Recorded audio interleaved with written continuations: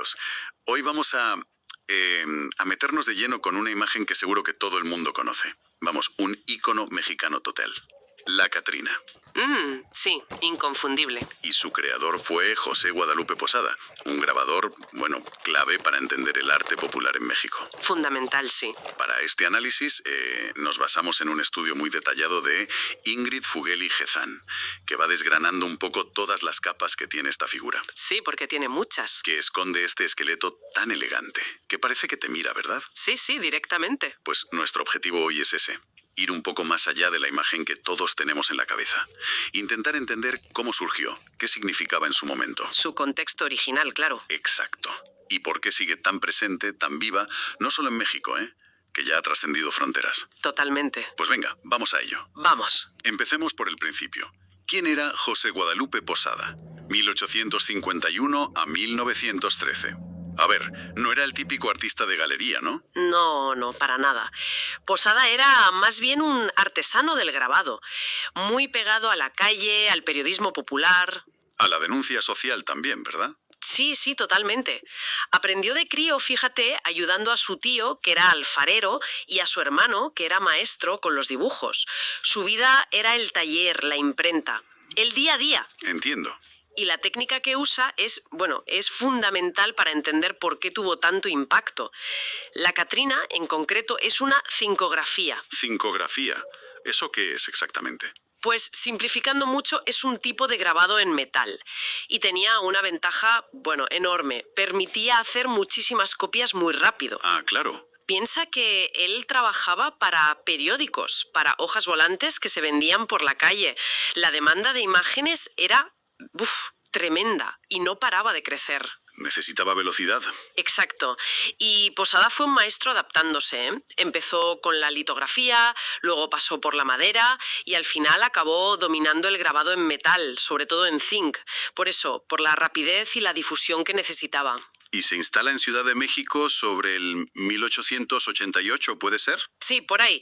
Y entra en el taller de Antonio Vanegas Arroyo, que era como el epicentro de la gráfica popular de la época. Un sitio importante, entonces. Importantísimo. Allí colaboró con otro grabador que también era muy bueno, Manuel Manilla. Ah, Manilla. Sí, y de hecho, hay quien dice que fue Manilla el que metió a Posada en esto de dibujar calaveras. ¿Ah, sí? Y que le enseñó algunos trucos del grabado en plomo y zinc. Eran colaboradores, se influirían mutuamente, supongo. Claro, el ambiente del taller. Eso es. Y la Catrina, esta imagen que comentamos, la crea hacia 1912. Ya, digamos, en su plena madurez artística. Poco antes de morir, de hecho. Murió en 1913. Justo al final de su carrera. Sí. Y nace de ese ambiente, de ese taller, de colaborar, de experimentar. Y esto es importante, creo. Posada no buscaba hacer obras de arte para museos. No era su objetivo. No. Como decía el crítico Juan Hacha, lo suyo eran mensajes visuales masivos. Impactantes sí, pero hechos para circular, para que los viera muchísima gente. Iconos populares, no Marte de élite. Aunque luego, claro, la historia del arte lo haya puesto en otro lugar. Entendido. Vale, pues miremos la imagen en sí. La calavera. Femenina, súper reconocible. Muy arreglada, ¿no?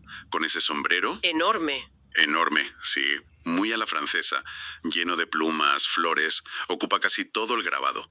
Y te mira de frente. Sí, la mirada es directa. El fondo es como difuminado. Nubes, quizás. Como si estuviera en el cielo, ¿no? Sí, sugiere como el más allá, es etéreo. Tiene una sonrisa fija enseñando los dientes. Pero las cuencas vacías de los ojos, dan un poco de yuyu, ¿no? Hombre, claro. El análisis las describe como metáfora misma de la ausencia de alma. Es potente. Uf, sí. Y aquí viene lo interesante, el primer giro que decías. El nombre original no era la Catrina. Ah, ¿no? ¿Y cuál era? Posada la tituló La Calavera Garbancera. Garbancera. ¿Y eso qué significaba? Pues mira, los garbanceros o garbanceras eran en esa época personas de origen indígena que intentaban aparentar ser europeos, que renegaban un poco de sus raíces para subir socialmente. Vale, lo que hoy llamaríamos arribistas o algo así. Exactamente. O sea que, de entrada, la Catrina nace como una sátira social. Pero brutal, ¿eh? Vaya, o sea que toda esa elegancia, el sombrero, las plumas, Era justo de lo que se estaba burlando. Exacto. Era una crítica feroz a la vanidad, a las apariencias, a querer ser lo que no se es. Y todo eso contrastado con la única verdad que nos iguala a todos, la muerte. Claro. Por mucho sombrero francés que lleves, debajo solo hay hueso. Y fíjate que, aunque sonríe, la calavera tiene un aire como angustiado y triste, dice el texto. Es una mezcla muy, muy potente. Es esa ironía, ese humor negro tan mexicano, ¿verdad? Justo. El texto dice algo así como que integra angustia y risa en un solo elemento. Se ríe de esa pretensión, de ese disfrazar la identidad, pero casi se ríe con la muerte, ¿no? Como vistiéndola a la moda. Sí, es como quitarle solemnidad, ¿verdad? Un poco esa idea de que la muerte no es algo lejano, abstracto, sino algo vivo, presente, casi carnal. La Catrina parece justo eso, una muerte muy viva, muy presente. Sí, totalmente. Y hay otra lectura posible que también menciona el análisis relacionada con el género. ¿Ah, sí? ¿Cuál? Podría ser también una crítica al ideal femenino de la burguesía de la época, muy influenciado por lo europeo. Esa idea de la mujer como un adorno elegante, pero, bueno, vacía, superficial. Interesante. Hay que pensar que esto surge en un momento en que las mujeres empezaban a luchar por sus derechos, por el acceso a la educación artística completa, por ejemplo, o por el voto. Claro, el contexto es importante. El análisis menciona esa visión antigua de la mujer como carente de inteligencia y sugiere que Posada, al retratar a esta garbancera así, podría estar denunciando también, a su manera, esa injusticia histórica. Una crítica dentro de la crítica, digamos. Algo así. Cita a Luce Irigaray, una filósofa, que dice algo como que la mujer, al no tener un lugar propio definido socialmente, necesita como envoltorios artificiales, como vestidos, joyas. Quizás la Catrina, con su exceso de adorno sobre el hueso puro, refleje un poco eso también. O sea que es una figura cargadísima de significados. Lo superficial y lo profundo, lo cómico y lo trágico, la crítica social, la reflexión sobre la muerte, quizás hasta sobre el género. Sí, es muy compleja. Vale, entiendo la sátira, la garbancera, la crítica, pero ¿cómo conecta esto con algo tan profundo como la visión mexicana de la muerte? Porque parece un salto un poco grande, ¿no? De la sátira social a lo trascendente.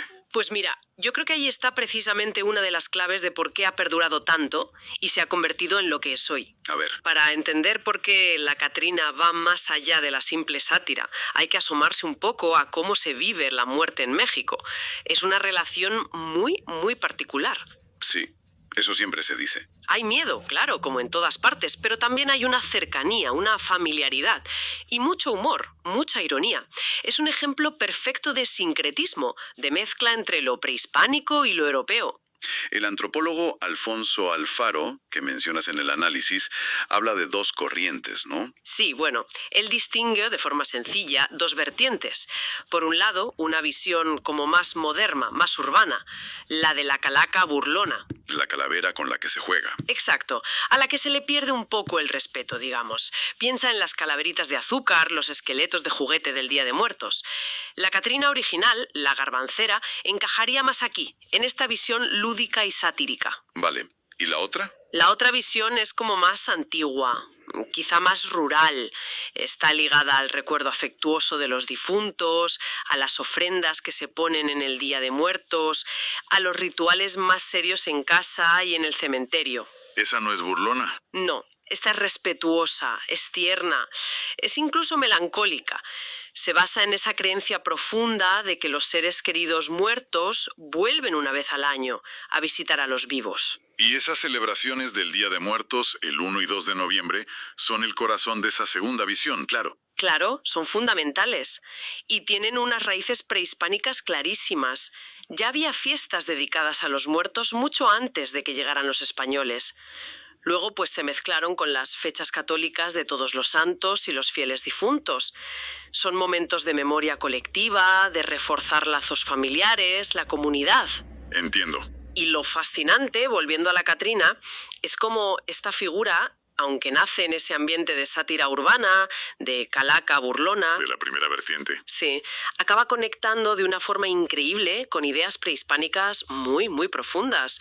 Sobre todo con la idea de la dualidad vida-muerte. La dualidad vida-muerte. Sí, Para las culturas mesoamericanas, la vida y la muerte no eran opuestos, ¿sabes? No eran enemigos. Eran partes de un mismo ciclo. Se complementaban. Lo veían en la naturaleza, supongo. Claro, la muerte alimenta la vida. Es un ciclo constante. Hay ejemplos claros de eso en el arte prehispánico. Muchísimos. Piensa en la famosa máscara de Tlatilco, que tiene casi 4.000 años. Es literalmente mitad cara viva y mitad calavera. Ah, sí, la conozco. Impresionante. O en esculturas, donde ves a un personaje vivo cargando con un esqueleto a cuestas. La idea era esa. Vida y muerte van juntas, son inseparables. No puedes entender una sin la otra. Entiendo. Hay un mito náhuatl muy bonito, la leyenda de los soles, que lo explica muy bien. Cuenta cómo el dios Quetzalcóatl baja al inframundo, al Mictlán. Al mundo de los muertos. Sí, baja a buscar los huesos de las humanidades anteriores que habían sido destruidas. Y con esos huesos, que llama huesos preciosos, molidos como si fueran maíz, y con sangre que los propios dioses se sacan, con eso se crea a la humanidad actual. O sea que la vida surge literalmente de los restos de la muerte. Exacto. La muerte es condición necesaria para que haya vida. Es un ciclo continuo. Y la Catrina, esta muerte viva, elegante, sonriente, pero calavera al fin y al cabo, pues encarna de maravilla esa visión dual tan arraigada en la cultura mexicana. Entonces, la calavera garbancera, esa crítica social tan concreta, tan de su momento, acaba tocando una fibra cultural súper profunda, casi sin quererlo el propio Posada, quizá. Es muy posible, sí. Yo creo que por eso pasa de ser una sátira más o menos puntual, la crítica a los garbanceros, a convertirse en un símbolo mucho más amplio, mucho más complejo. Sigue teniendo esa carga de advertencia sobre la vanidad, claro, pero se impregna de todos esos significados culturales sobre la muerte, la vida, el ciclo. Por eso penetra tanto en la cultura visual. Se vuelve una figura incluso entrañable, ¿no? Sí, totalmente. Es universal porque la muerte nos toca a todos, pero a la vez es profundamente mexicana en su forma de representarla. Justo. Y hay que recordar también para quién trabajaba Posada, lo que decías al principio. En su época se calcula que el 80% de la población en México era analfabeta. Una barbaridad, sí. Así que las imágenes eran el lenguaje principal para muchísima gente. Efectivamente. El taller de Vanegas Arroño y Posada con él creaban para el pueblo.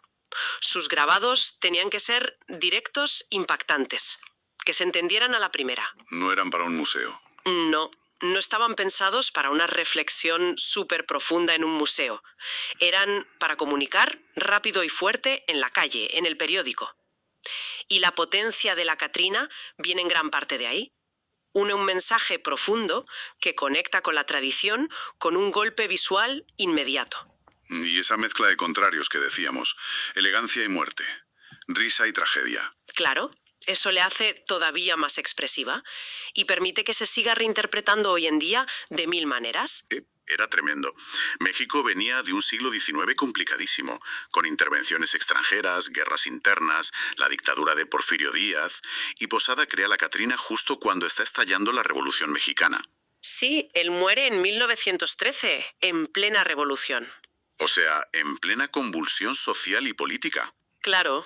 Y esa muerte a la moda, esa sátira contra las clases altas que imitaban lo europeo mientras el país se caía a pedazos, pues también reflejaba esa inestabilidad, ¿no? Era una crítica a un régimen que se estaba desmoronando. Una forma de señalar a las élites.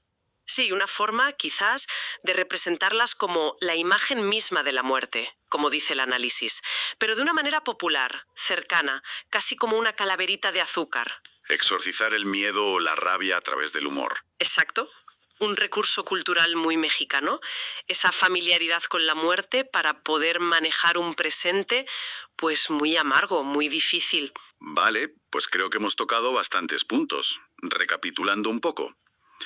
Hemos visto a Posada, ese artesano del grabado popular, maestro de la cincografía para llegar a las masas. Sí.